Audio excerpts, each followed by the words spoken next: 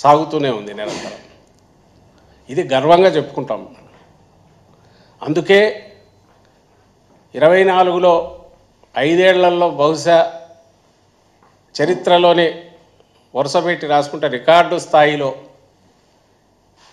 ఇచ్చిన హామీలను 99% పైగా అమలు చేయడమే కాకుండా అందులో నాకు తెలిసి 97-98% ఫస్ట్ ఇయర్లోనే అమలు చేసి,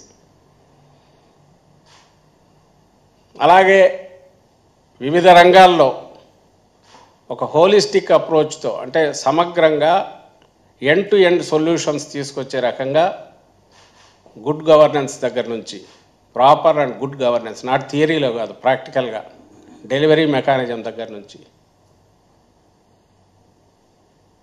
అలాగే విద్యా వైద్యము వ్యవసాయ రంగాలు కీలక రంగాల్లో ఎక్కడ చేయూత అవసరమవుతుందో ఎక్కడ ఇంటర్వెన్షన్ అవసరం ఉందో అక్కడ చేసుకుంటూ, ఇంకో పక్క హ్యూమన్ రిసోర్సెస్ పెంచే రకంగా భవిష్యత్ తరాలకు ఎడ్యుకేషన్ సెక్టర్కు సంబంధించిన గ్యారంటీ ఇస్తూ, హెల్త్ కాస్ట్లీ ఖరీదైన హెల్త్ కాస్ట్ పెరిగిన నేపథ్యంలో హెల్త్ సెక్టర్ను కూడా పరిపుష్టం చేస్తూ, ప్రభుత్వ రంగాన్ని ప్రమేయం పెంచుతూ, మరోపక్క ఇన్ఫ్రాస్ట్రక్చర్ ప్రాజెక్ట్స్ పోర్టు లాంటి వీటి మీద కూడా దృష్టి పెడుతూ కేవలం 3 ఏళ్లలో నెట్ 3 ఏళ్ళు, ఎందుకంటే 5 ఏళ్లలో 2 ఏళ్ళు కోవిడ్కి పోతే 3 ఏళ్లలో దాదాపు 10-15 ఏళ్ల ప్రగతి చూపించిన ఘనత జగన్మోహన్ రెడ్డి గారిది, వైఎస్ఆర్సీపీది. ఆ రోజు ఆ తర్వాత ఆ రోజు ప్రజల గురించి ఆలోచించాం. అధికారం కోల్పోయి ఇంత చేసిన తర్వాత తగిలిన దెబ్బ అయినా మళ్ళీ ప్రజల్లోనే ఓటమి తర్వాత కూడా కంటిన్యూ అవుతున్నాం. అందుకే ఈరోజు వైఎస్ఆర్ కాంగ్రెస్ పార్టీ ఇచ్చిన పిలుపు లేదా చేపట్టిన నిరసన కార్యక్రమం దీనికి ఇంత స్పందన వచ్చింది. ఎందుకంటే ఇందులో వంచన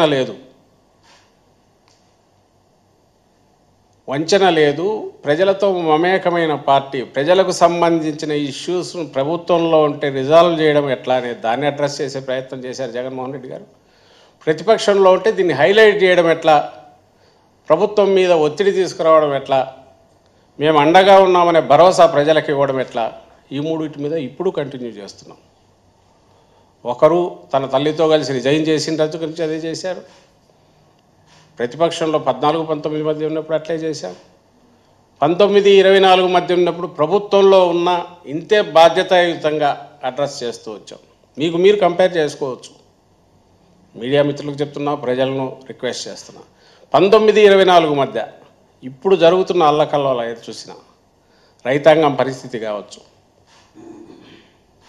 లేదా విద్యార్థుల పరిస్థితి కావచ్చు, లేదా తల్లులు, గృహిణులు, డ్వాక్రా మహిళలు, ఏ sector, name any sector issue ఏదన్నా వచ్చినప్పుడు, క్రైసిస్ వచ్చినప్పుడు అడ్రస్ చేయకుండా మా ప్రభుత్వం, జగన్మోహన్ రెడ్డి గారి ప్రభుత్వం, వైఎస్ఆర్సీ ప్రభుత్వం ఉన్న ఇన్సిడెంట్ కానీ ఒకటైనా ఉందా? మీకు కనిపించదు. నిరంతరం ఉదయం నుంచి రాత్రి వరకు ఎంటైర్ యంత్రాంగం, ప్రభుత్వ యంత్రాంగం వీటి మీద ఫోకస్ పెట్టే రకంగా మోటివేట్ చేశారు జగన్మోహన్ రెడ్డి గారు, నడిపించారు గవర్నమెంట్ను. దాని ఫలితాలు కూడా అలాగే కనపడినాయి. లేదంటే అసాధ్యం అంత తక్కువ టైంలో. అది వరదలు కావచ్చు, ఇంకోటి కరువు ఇది కావచ్చు, ధరలు, మద్దతు ధరల విషయంలో కావచ్చు. ఈరోజు మద్దతు ధరల విషయమే మనం చూస్తే కళ్ళ ముందు మీకు కనిపిస్తుంది ఎక్కడ పోయినా కూడా. కానీ ప్రభుత్వం దాన్ని అసలు ప్రయత్నం చేస్తుందా?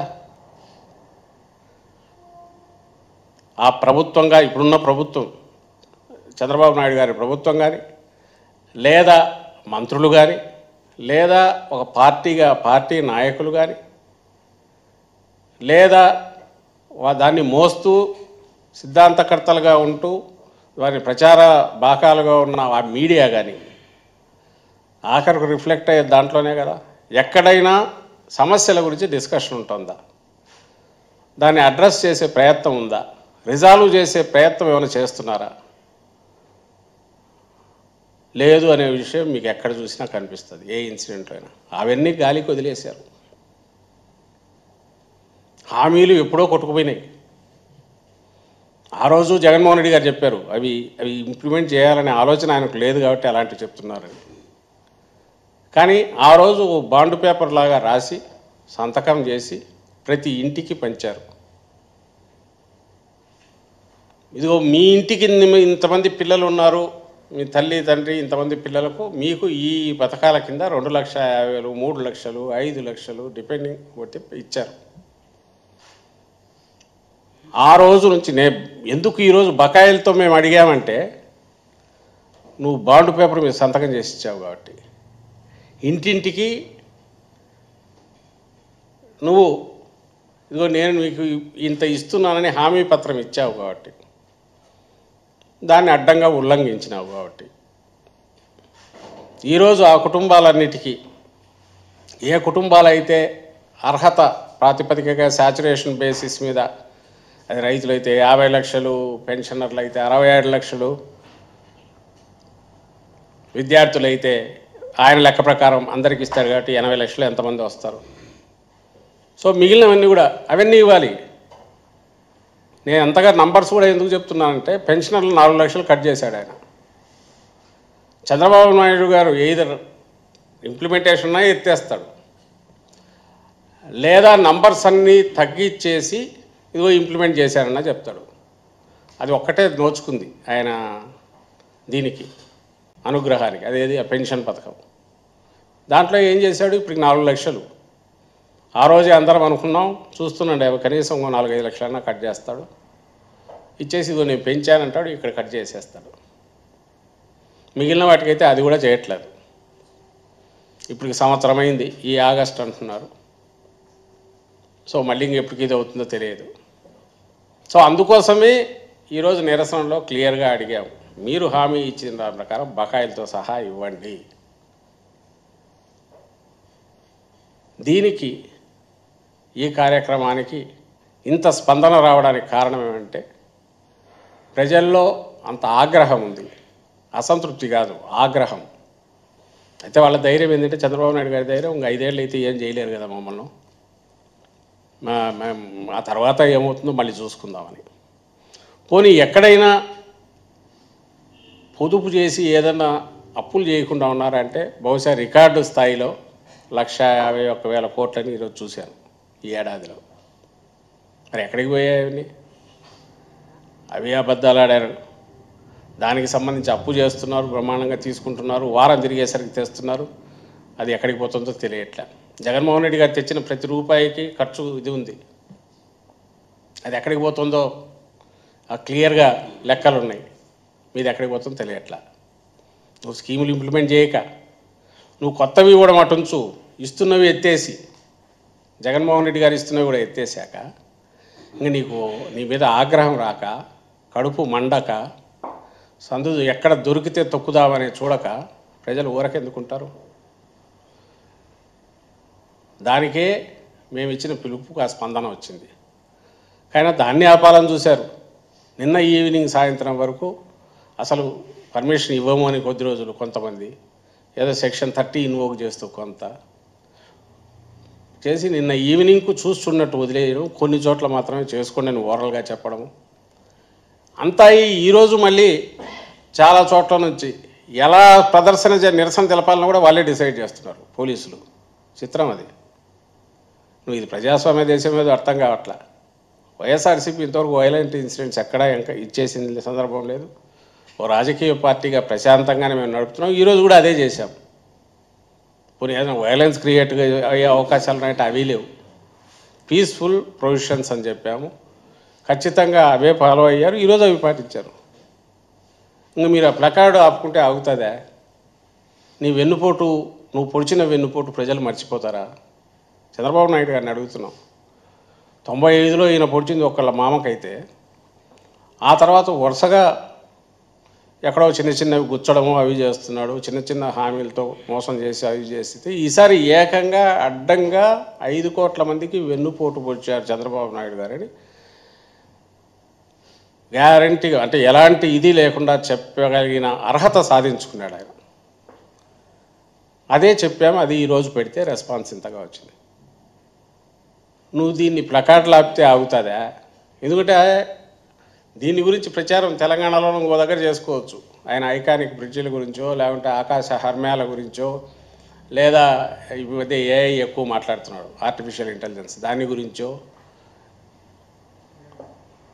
సో వీటన్నిటి గురించి ఆయన బయట చెప్పి నేను ఇవి సాధిస్తున్నాను, అమరావతిని మన సినిమాల్లో చూసిన అమరావతి స్వర్గాన్ని ఇక్కడ దించబోతున్నాను, దానికోసం ఇంకా ఏదేదో కేంద్రం కూడా ఉన్నందువల్ల ఇన్ని వేల కోట్ల అప్పులు పుడుతున్నాయి, అప్పుల నుంచి రెవెన్యూ కూడా వస్తుంది ఈ అమరావతి నుంచి, ఏమైనా చెప్పచ్చు. ఎక్కడ నమ్మిస్తారు మీరు?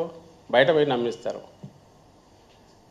కానీ ఇక్కడ ప్రజలకు జగన్మోహన్ రెడ్డి గారు 1,47,00,000 కుటుంబాలకు స్ట్రైట్గా ఇచ్చిన బెనిఫిట్స్ ఏవైతే ఉన్నాయో 5 ఏళ్ల పాటు నిరాటంకంగా ఎక్కడ ఆగకుండా కోవిడ్ కష్టాలు ఉన్నా అవైతే నువ్వు ఒక్కసారి కట్ చేసేవుగా.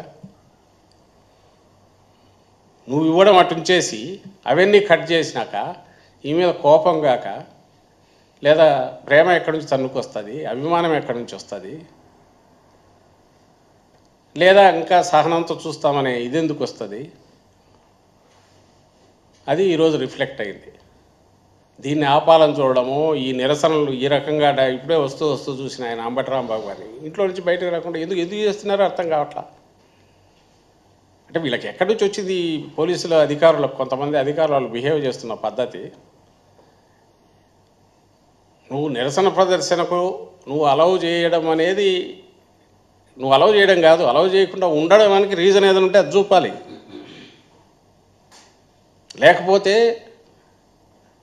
ప్రజాస్వామ్యంలో అది కనీస హక్కు, ఇండివిజువల్స్కైనా, సమూహాలకైనా, ప్రజా సంఘాలకైనా, రాజకీయ పార్టీలకైనా. దానిలో నువ్వు డైరెక్ట్ చేయడం ఏంది? నువ్వు ప్లకార్డ్ పట్టుకోవాలా, దాని మీద ఏం రాయాలి? నిన్ను అలౌ చేస్తే చంద్రబాబు జిందాబాద్ అని రాయమంటావు. ఎందుకు రాస్తారు? నీ మీద ఆగ్రహం ఉంది, మీ ప్రభుత్వ తీరు మీద ఆగ్రహం ఉంది, కోపం ఉంది అని ఎక్స్ప్రెస్ చేయడానికే రోడ్ల మీదకి వచ్చినారు. ఈ ప్రభుత్వం మీద నమ్మకుంటే అంతమంది ఎందుకు వస్తారు? వైఎస్ఆర్సీపీ పిలిపిస్తే ఎందుకు వస్తారు? ఇప్పుడు బాగుందిలే, ఇప్పుడు మనం పోయినా ఎవరు ఏమి ఉండదని రారు. నువ్వు చేయలేకపోయినావు. నీ 3 ఏళ్ళు నువ్వు అసలు మీ నాయకులు లేరు ఇక్కడ, తెలుగుదేశం పార్టీ నాయకులు 19-24 మధ్య. అసలు చంద్రబాబు నాయుడు గారు లేరు. ఆయన ఎక్కడుండేవాడు? ఎప్పుడు వచ్చేవాడు? స్టూడియో ఆయన కెమెరా ఉంటే సరిపోతుంది, ఆ కెమెరా అక్కడ పెట్టుకున్నారు. ఎక్కడ? హైదరాబాద్లో. మీరు అందరూ గమనిస్తే మీకు వస్తున్నవన్నీ ఆ నుంచి వీడియో ఇవి వచ్చేవి, అక్కడి నుంచే వీడియో జూమ్ కాన్ఫరెన్సులు, బహుశా మీడియా ఇవి కూడా అక్కడి నుంచి అడ్రస్ చేసేవాళ్ళు, ఇక్కడికి వచ్చేవాళ్ళు కాదు. మీ పరిస్థితి అది.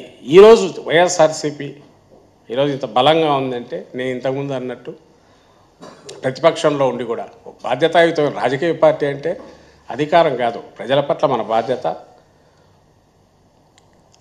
నిబద్ధత, ప్రజలకు ఎప్పుడు అందుబాటులో ఉండాలి, అధికారంలో ఉంటే జవాబుదారీతనంతో ఉండాలి. ఇది జగన్మోహన్ రెడ్డి గారు ఫాలో అయ్యే విధానాలు, వైఎస్ఆర్సీపీ విధానాలు. దాని ఫలితమే ఈరోజు మీ మీద ఉన్న కోపం, మీ మోసానికి కడుపు మంట, మీరు చేసిన మోసానికి కడుపు మండిన ప్రజలు, వివిధ వర్గాల వారు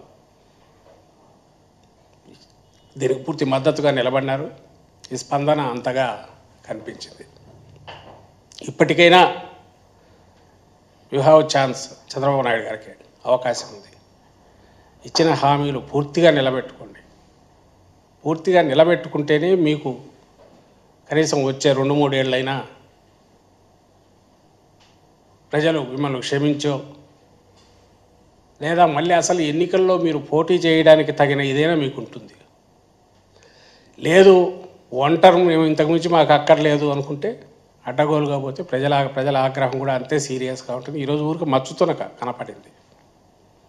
ఇది పొలిటికల్ పార్టీ ఘనత కాదు. పొలిటికల్ పార్టీ ఎట్లా వ్యవహరిస్తుందనే దాని మీద ప్రజల స్పందనతో ఏ పార్టీ నిలబడుతుంది, లేదా మనగలుగుతుంది, లేదా ఇదే అయిపోతుంది.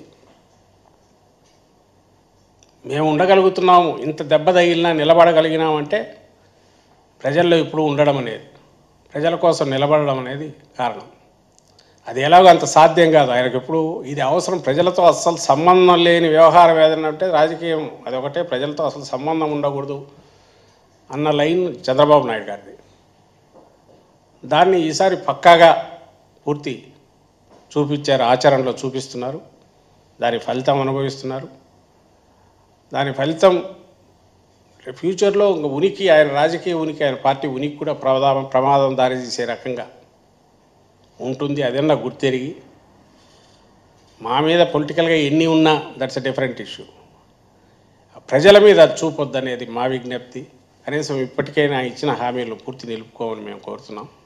ఇది ఒక అంకుశంలాగా ఈరోజు మేము చేసిన ఎక్సర్సైజ్ ఏదైతే ఉందో అది రిఫ్లెక్ట్ చేస్తున్నది ప్రజల్లో ఉండే కోపాన్ని. అది గమనించి ఏదో మాకు అడ్డం పెట్టేసి మా ఊరేగింపులు జరగకుండానో నిరసన ప్రదర్శన జరగకుండా చేయడంతో ఏదో తనకు రాదనే విషయం గుర్తించి ఆ విషయాలు అడ్రస్ చేసి తన హామీలు ఏ హామీలు ఇచ్చారో చూసి తన పాలన కొనసాగించుకోవాల్సిందిగా ఆయన కోరుతున్నాం, సలహా కూడా ఇస్తున్నాం. Thank you.